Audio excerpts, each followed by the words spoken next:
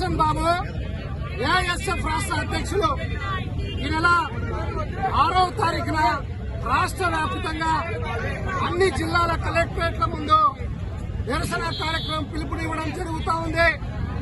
ఈ సందర్భంగా గుంటూరు నగరంలో ఉన్నటువంటి జిల్లా కలెక్టర్ కార్యాలయం ముందు శాంతియుతంగా నిరసనకు దిగడం జరుగుతూ ఉంది.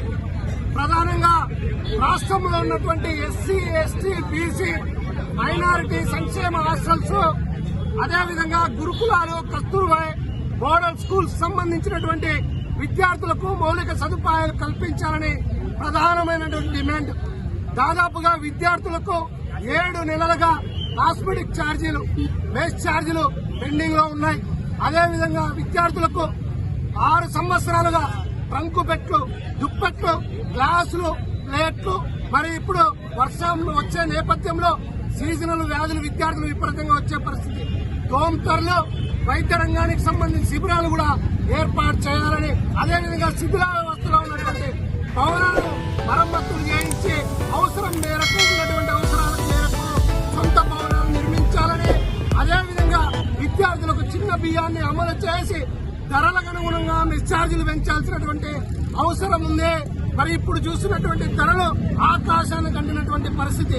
అటువంటి సందర్భంలో మరి ఇవాళ పాత పద్ధతిలోనే మెస్సు బిల్లులు విడుదల చేయడం ద్వారా ధరలకు అనుగుణంగా మరి వార్డన్లు తీసుకొచ్చి విద్యార్థులకు నాణ్యతమైనటువంటి ఆహారాన్ని అందించలేకపోతున్నారు. కాబట్టి తక్షణమే ధరలకు అనుగుణంగా మెస్ ఛార్జీలు పెంచాలని చెప్పేసి ప్రధానంగా డిమాండ్ చేస్తా ఉన్నాం. లేని పక్షంలో పెద్ద ఎత్తున ఆందోళనకు శ్రీకారం చుడతాం. నిన్నటి రోజున మరి రాష్ట్ర ప్రభుత్వం మరి చంద్రబాబు నాయుడు గారు, అదేవిధంగా డిప్యూటీ సీఎం పవన్ కళ్యాణ్ గారు, విద్యాశాఖ మంత్రి నారా లోకేష్ గారు కూడా నిన్నటి రోజున కలెక్టరేట్లతో సదస్సు నిర్వహించడం జరిగింది. మేము హర్షం వ్యక్తం చేస్తున్నాం. అయితే వాటిట్లో మరి ప్రజలకు మభ్యపెట్టే విధంగా ఇంటర్వ్యూలు, సదస్సులు నిర్వహించకూడదు.